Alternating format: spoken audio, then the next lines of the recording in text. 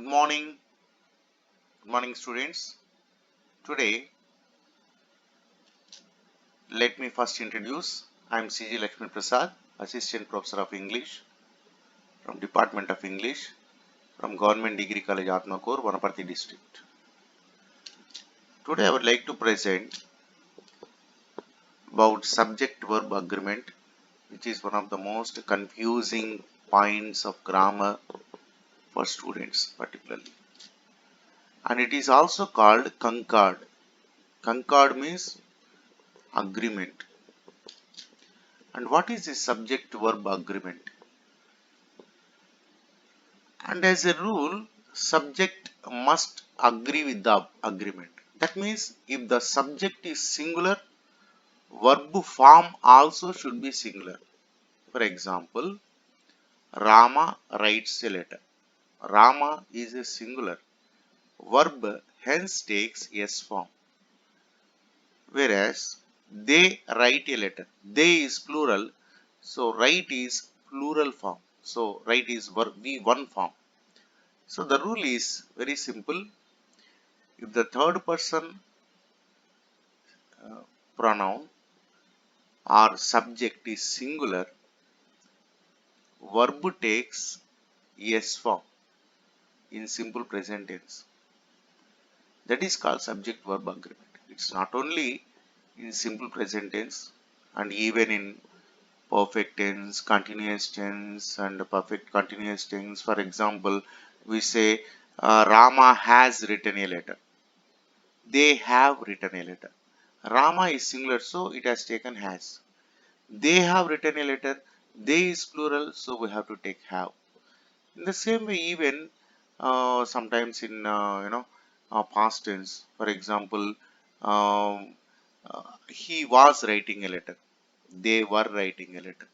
Like that, in almost all tenses, we have these kind of rules where subject, the verb, the kind of form, the form of the verb depends on the subject, whether the subject is singular or plural. And it is not that easy. Like Rama writes a letter. Rama is singular, so we just add S form to the verb. Sometimes the subject becomes a noun phrase where there are more than one or two words, more than two words, three words, four words. In that case, and which one should be considered as a subject? There it becomes a confusion. There we get lot of confusion. We get confused and we use where we have to use singular form of verb, we use the plural form of verb, and where we have to use plural form of verb, we use singular form of verb. That's why the point of no, this point, that subject verb agreement, becomes very important for the student in learning grammar and in using correct English. So subjects and verb must agree with each other in number. Number means that is singular, plural, for a sentence to make sense. Even though grammar can be a bit quirky from time to time, there are 20 rules of subject verb agreement that sum up the topic quite concisely. And though the topic is subject verb agreement sometimes makes the student very confusing, but remember there are rules and there are just 20 rules. Maybe you may feel that it's very difficult, 20 rules. How am I going to learn these 20 rules? You may get confused. But be sure these 20 rules actually they're interconnected, and actually it comes to maybe 10 rules. That's all. One rule goes to another rule, and three or four rules they come together and become one rule. So as to make it clear, we have divided into 20 rules that sum up the topic quite concisely. Most of the concepts of subject verb agreement are straightforward, but exceptions to the rules can make it more complicated. Rules are rules. Rules always have exceptions, particularly in the case of English grammar. There are so many rules and there are so many exceptions, and these exceptions make the student very confusing, and it makes the student very confusing. But don't worry, we can go ahead with that one, right? And remember, I have already given you some examples like Rama writes a letter, and they write a letter. In the same way, here we have some examples. See, they are fun or they is fun. Which one is correct? They are fun or they is fun? So remember, they is plural, so we have to take plural form of verb. So here verb is be form, so we have singular be form and plural be form. Singular be form is and plural be form is are in present tense. And in the same case, even am takes am is always used with I. Then we have was, were. Was is singular and were is plural. So here in this case, they is plural. So we opt for the plural form of the verb are. Ready to dive into a world where subjects and verb live in harmony. So now, are you ready now to go into the rules, 20 rules that I have already stated you? And I told you again, they are not confusing actually. If you go through these rules carefully, it becomes very easy for you to learn the subject verb agreement. Now, the rules. What are the rules of subject verb agreement? 20. 20 rules. It may seem like a lot of rules for one subject, but you'll quickly notice one ties into the next. Okay, as we go forward, as we go further, you notice that they're very easy because one rule leads to another rule, and that second rule leads to third rule, and all these three rules actually they become one. So it's very easy. In the end, it will all make sense. In the following examples, the agreeing subject is in bold and the verb is in italics, and I have made certain changes in presentation. Don't worry, I will make you understand. uh, then we'll go to the rules. Okay, here is the first rule. What is the first rule? Subjects and verbs must agree in number. That is the main problem. That is the main context of our subject. That is, subject and verb, they must agree in number. So if the subject is singular, verb also should be singular. The subject is plural, verb also should be plural. That's very simple. This is a cornerstone rule that forms the background of the concept. So here are some examples for this one. The dog growls when he is hungry. See, the dog is singular and verb growls is verb s form, that is singular verb form. And whereas in the second example we have the dogs growl when they are hungry. See, here two verbs are there. The dog growls. అదేవిధంగా in the same way we have he is hungry. He is singular, so is again is singular. The dogs is plural, growl is plural form of verb.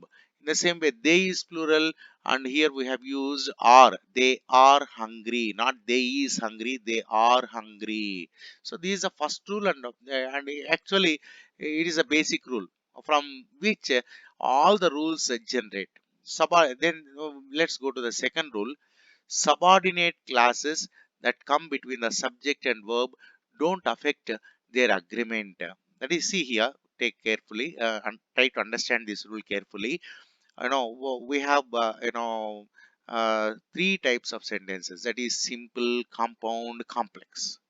Okay, suppose in complex we have subordinate classes, main classes and subordinate classes. Sometimes what we do, the subordinate class comes in between the main class. Like in the example, the dog who is chewing on my jeans is usually very good. And what is the main class here? The dog is usually very good. And what is subordinate class here? Who is chewing on my who is chewing on my jeans? So here in the main class, what is the subject? It is not who is chewing on my jeans. The subject is the dog is singular. So we use singular verb or singular be form is. But here you see who. Who is chewing on my jeans? See here again we have one subject. What is this he? Who is subject of the subordinate class? And who is this who? It depends upon the previous word dog. Suppose if here dogs, who is there, then here we have to use are. The dogs who are chewing on my jeans, because who is who represents the dogs, so who is plural. But whereas here the dog is singular, so who is also singular, so here again we have used is. Understand? So you have to be very careful while understanding or while choosing which one is the subject. So who sometimes is, you see, sometimes it can be singular, sometimes it can be plural, depending upon to which word it is representing. Here who is representing the dog, and the dog is singular, so here we are using singular be form verb. So it's clear. So what is the rule here? Subordinate classes that come between the subject and verb don't affect their agreement. So this is not very important for us. And sometimes you see what happens, students know here is there, here jeans is there, so jeans is plural, so here they use are. So this is not important for us. Who is chewing on my jeans? This whole class is not important for us. What is important? The dog is subject and the verb should be singular. Okay. And actually we have to concentrate where students get confused. Okay. If you concentrate on that one, it becomes very easy. Now let's go to the third rule. Prepositional phrases between the subject and verb usually do not affect agreement. See, prepositional phrases. That means, you know what is the meaning of phrase. Phrase means group of words. And where there is a preposition, we call it a prepositional phrase. The colors of the rainbow. And what is the main word here? Are we talking about rainbow? Or are we talking about the colors? That is the main problem. Here suppose the main two words, the others are grammatical words, you don't worry, you don't get confused about the, of, the. And the problem is we get confused about colors and rainbow. Which one is subject? Is it rainbow or is it colors? Okay, so for this one we have a very small rule, that is MHQ. M is modifier, H is head word, and Q is qualifier. If we apply this rule, the head word, that means the main word about which we are speaking is colors. Even if of the rainbow, the is not there, colors are beautiful. The sentence makes sense. We are talking about colors. We are not talking about the rainbow. We are talking about colors. Which colors? Of the rainbow. So colors is head word and the is modifier. Of the rainbow is qualifier. So colors is subject. So colors, is it singular or plural? Colors is singular here. So we have to use, sorry, colors is plural here. So we have to use are, because are is plural.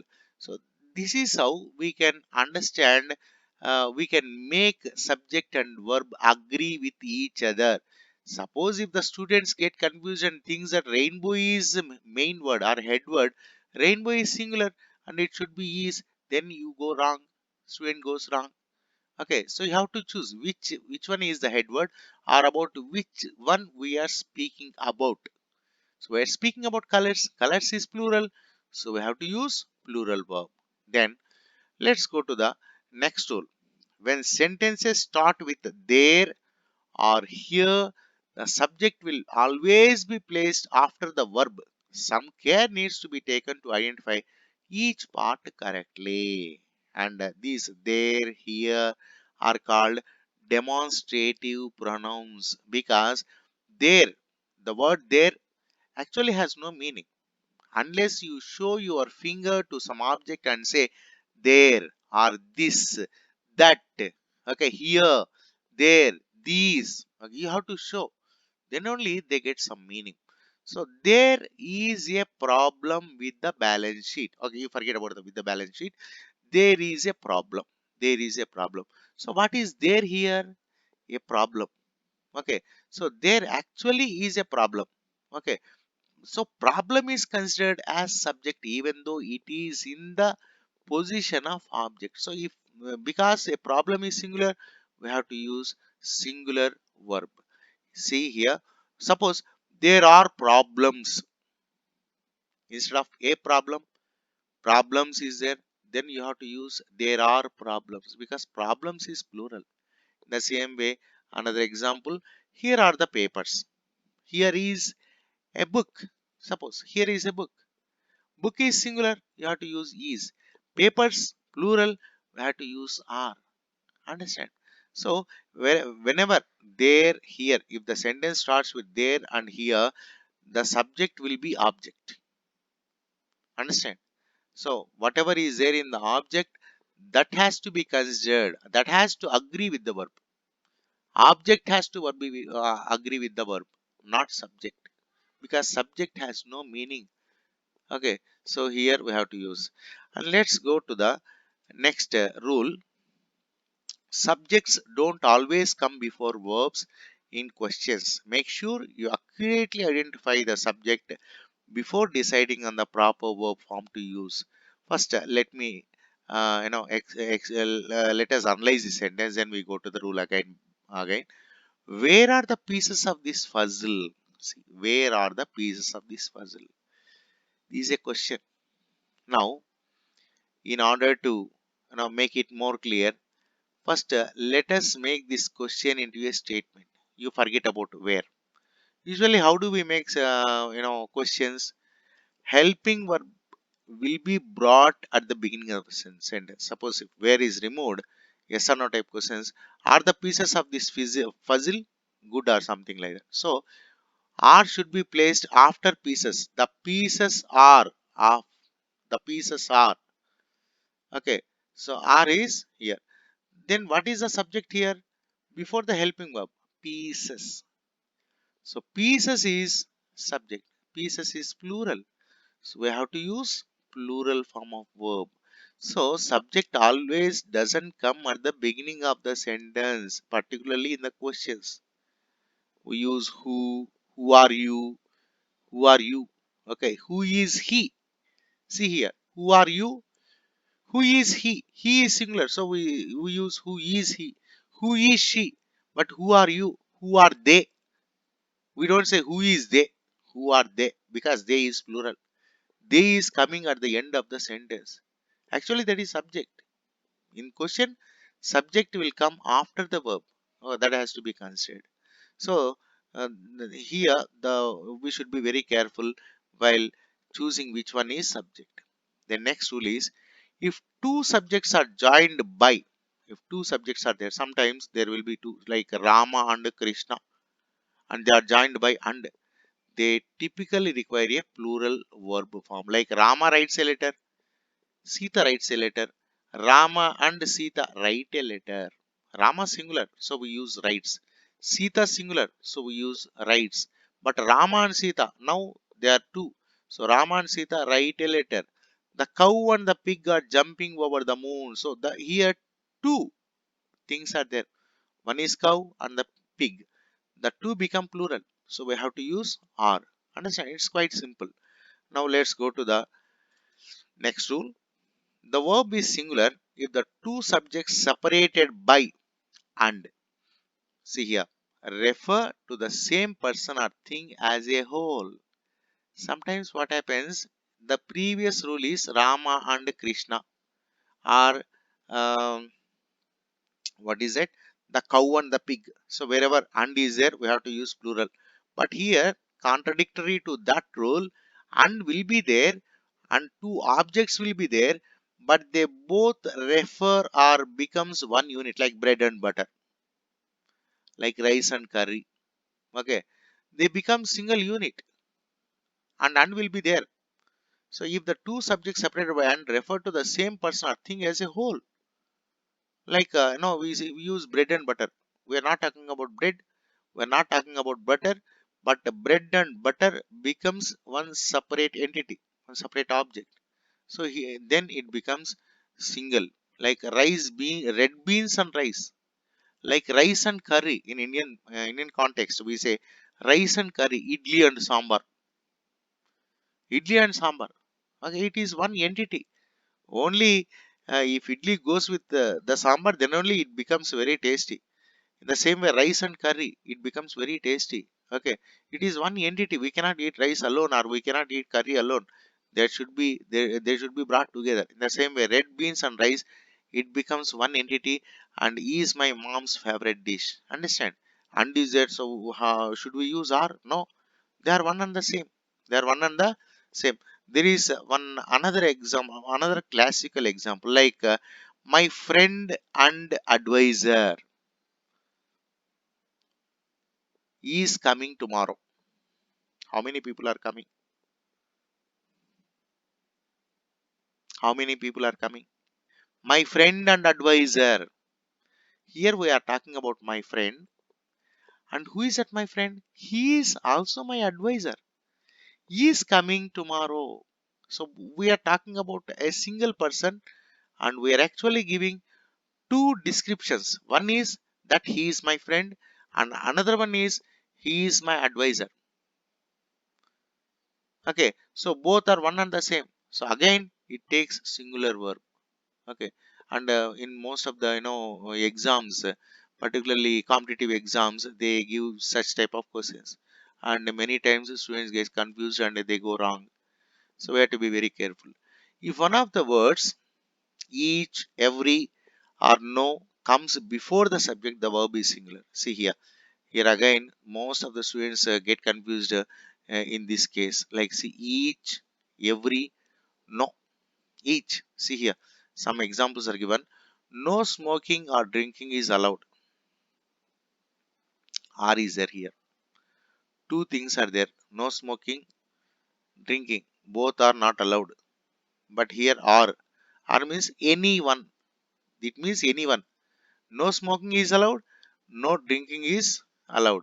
Okay, it means so it's either of these two. So it becomes singular. In the same way, every man and woman is required to check in. Every man, that means each and every man. We are speaking, even though there are so many people, we are emphasizing about every person. That every person is a singular.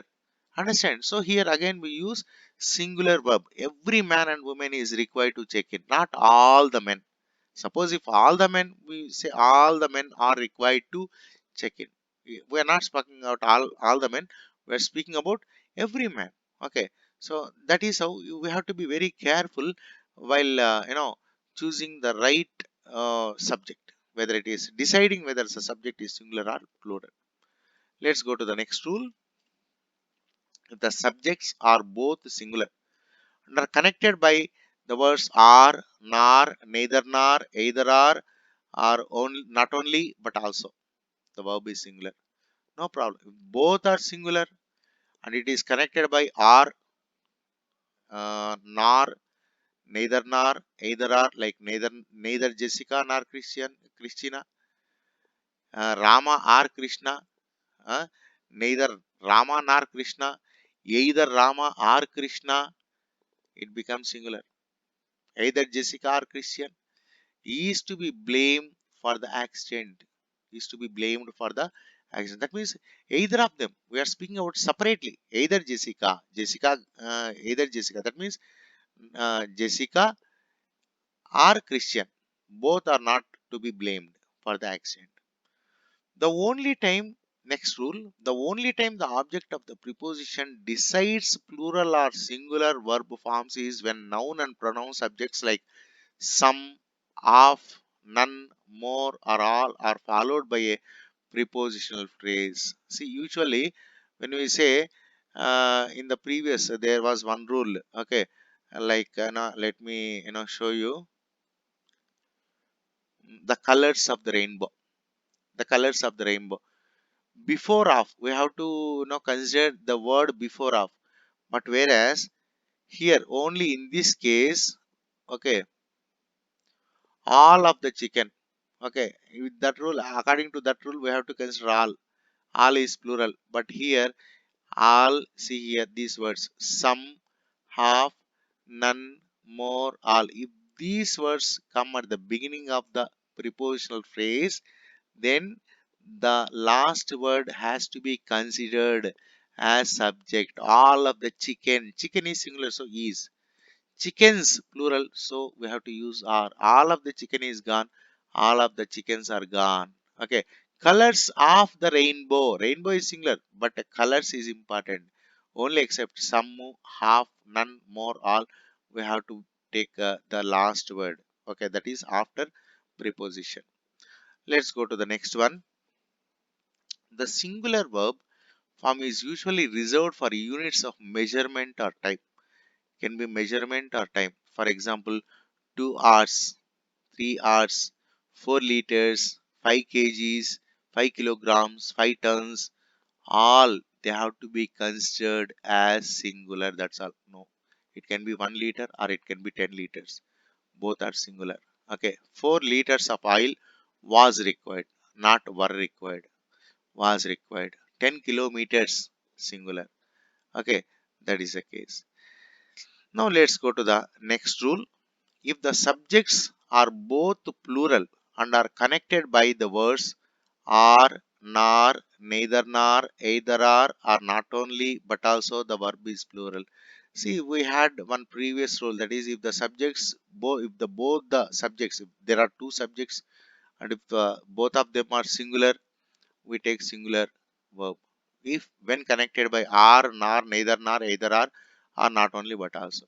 If both are plural, then which verb has to be taken? If both are plural, no problem. We can take plural verb.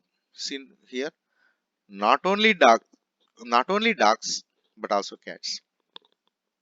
Dogs is plural, cats again is plural. So we have to take plural form of verb. If there is one, not only Rama, but also Krishna is. Rama is singular, Krishna is singular. So we have to take singular form of verb. If both are plural, not only dogs, but also cats, again we have to take plural form of verb. Now you must get some doubt. What if one is singular and another is plural? Then there will be a big problem, right? Let's go to the next rule. If one subject is singular, see, this is where again we have another rule. If one subject is singular and the other is plural, and the words are connected by the words are, nor, neither nor, either are, not only but also, same thing. Okay, these are third rule. Okay, if both are singular, we have to take singular verb. Both are plural, we have to take plural verb. But here what happens, one word that can be either first word or second word, whatever it is, one word is singular and the other is plural, then which one we have to use, singular form of verb or plural form of verb? There is again one rule is there. What is that? Use a verb form of the subject that is nearest to the verb, that is proximity rule. In a proximity rule, we call this proximity rule. What is this proximity? The nearest subject to the verb, that has to be considered. If the nearest subject is singular, verb has to be singular. The nearest subject is plural, we have to take plural form of verb. See here, we have example. Either the bears plural, or the lion singular. Bears is plural, lion is singular. It is connected by R. Okay, that means either this or that. But here we have not this, that. We have these and that. That means one is plural and another one is singular. There we have to, then we have to consider the nearest subject. What is the nearest subject? The lion is very close to verb, proximity. Then we have to use singular. So lion is singular, we have to use singular. See, now we have the reverse type of sentence. Neither the lion nor the bears. Neither the lion nor the bears. Here lion is singular, bears is plural. Then again rule of proximity. Bears is plural, so we have to use plural form of verb. Plural form of verb. Okay, so neither the lion nor the bears have escaped from the zoo. See the same sentence. Only difference is here either, neither, whatever it is. Okay, sometimes we can use either, sometimes we can use neither, and not only but also. Okay, there is one sentence. Not only the lecturers but also the principal. Then verb should be singular because principal is singular. Not only the lecturers plural, but also the principal is singular. So we have to use singular form of verb. Like that, neither nor, either are, not only but also, even are, nor. Eh, Uh, uh, uh, for example, the lion or the bears. So bears has to be considered. Then let us go to the next rule. Indefinite pronouns typically take singular verbs with some exceptions. Indefinite pronouns, that means we are not very sure where it ends. Like we say Everybody, everybody wants to be loved. Who is everybody? How many are there? Everybody. Is it, are we talking about all the people in the world, or are we talking about all the people in India? We are not very sure. It has no, it has no, uh, you know, um, um, uh, we are not very sure what actually we are indefinite. These kind of words or pronouns are called indefinite pronouns, and they take singular verb. They take singular verb with some exceptions. Some exemptions are there, and let us see those exemptions. What are those exceptions? The next rule is exceptions to the above rule include the pronouns few, many, several, both, all, and some. These are also indefinite pronouns. Few. Few means what? We are not very sure. Okay, how few or which few or no, we are not very sure. Many, many also we are not very sure. So all these pronouns are called indefinite pronouns. We are not very sure about them. So here few means it is considered as plural. Many also considered as plural. Several also considered as plural. Both also considered as plural. All and some, all these are considered as plural. So this is exception to the previous rule. Few were left alive after the flood. Few means that means more than one. So we have to use plural form of verb. The next rule is if two infinitives are separated by and, they take the plural form of the verb. If two infinitives, okay, for example, infinitives means two plus verb. Okay, to walk and to chew. Actually, here to walk is considered as a subject. So here is one unit. To walk is one, and to chew gum is two. So two are joined with and. So like Rama and Krishna, it takes a plural form of verb. To walk, suppose if we separate this, to walk requires great skill. Requires, to walk is considered as singular. To chew gum requires great skill. But when we add together, to walk and to chew gum require great skill. Okay, so like that. Again, it is not that difficult. It's very easy. Now let's go to the next. Just like two infinitives, we have gerunds here. Gerunds also can be used as nouns. When gerunds are used as a subject of a sentence, they take the singular form of the verb. However, when they are linked by and, they take the plural form. Same rule. Like standing in the water was a bad idea. Standing in the water is singular. Standing is considered as subject here. It is one activity. So one say singular. So we use was. Here two activities are there. Swimming in the ocean and playing drums. Two activities. So two names. Okay. So like Rama and Krishna, we use are. That is plural. Swimming in the ocean, one activity, and playing drums is another activity. They both are joined with and, so they become two, they become plural. So we have to take plural form of verb. The next rule is a collective noun such as team or staff can be either singular or plural depending upon the rest of the sentence typically. But remember, the very few exceptions. Always, whenever there is a collective noun, you take it for granted that it is a singular. Typically, they take the singular form as a collective noun is treated as a cohesive single unit. Like suppose we say staff, there may be 10 people or 10 lecturers. They can be called as staff. We have to say staff is very busy. The team is leading towards China border. Okay, the team is working hard. The team is working hard, like that we say. The herd is stampeding. Herd means there are so many animals, together we call them as herd. So that is considered again as a singular. Now let us take the next rule. Titles of books, movies, novels and other similar works are treated as a singular and take a singular verb, and there is no confusion actually. But the problem comes when the book name is in the form of plural, like Titans. Titans. Suppose if it is a book name, it is singular. The Burbs. It is a movie. The name of the film is The Burbs. It is a singular. Like there are like physics.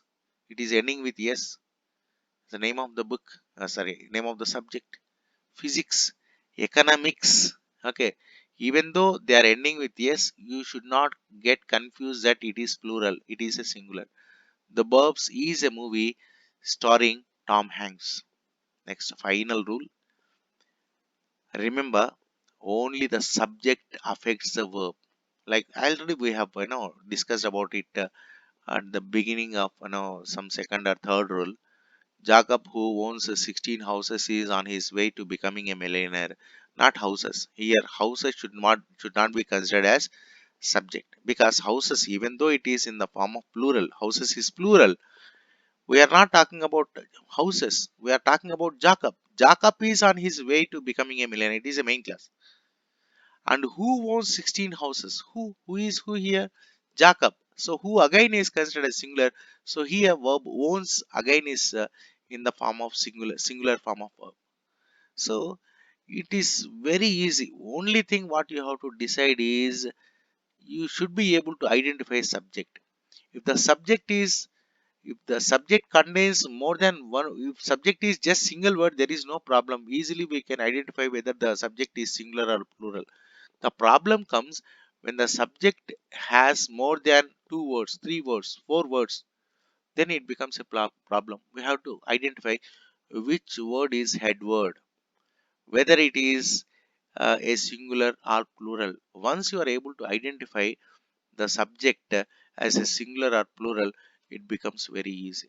So, only rule, even though there are 20 rules on the paper, the only rule is singular subject takes singular form of verb, plural subject takes plural form of verb. There's only one rule, and it is spread into 20 different rules to make this to make this more clear, and to make us not get into many confusions. Okay, thank you very much. I hope you have understood my point, and we will have many more videos of this kind, and I hope you will understand. If you have any doubts, you can always contact me. My phone number will be there at the uh, comment section. You can contact me, and you can get back to me at any time. Thank you very much. Thank you, one and all. I hope you have understood. I hope I have made a point, and I hope I made the confusing point of grammar simple, and I hope you have understood. Thank you very much.